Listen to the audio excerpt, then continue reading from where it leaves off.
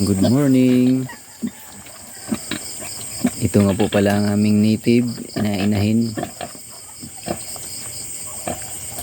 Kakapanganak lang po talaga nito native namin sa oras na ito. Ay siguro po ay ang time po ay alas 4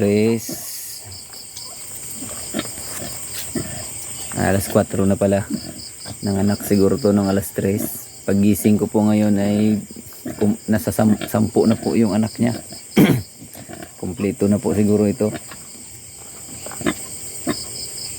Kala po namin ay 3 days pa ito bago manganak. Pero ito, narinig ko na lang siyang nagaingay. Kaya nilabas ko. Ayun, 10 na ang anak niya. Nakalabas na yung 10. Di man lang ata siya nahirapan. Ayan, nagpahinga na siya. At kasabay po dito, narinig ko pong may nagasiyap-siyap sa mga sisiw nito.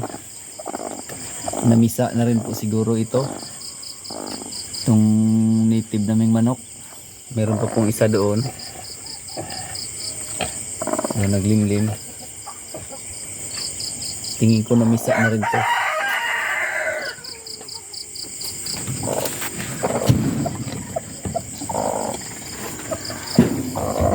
Ayun, namisa na nga.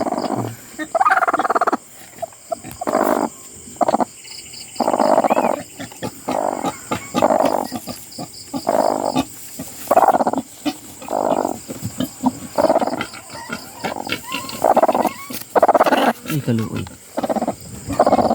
Hindi pa pala pisa lahat.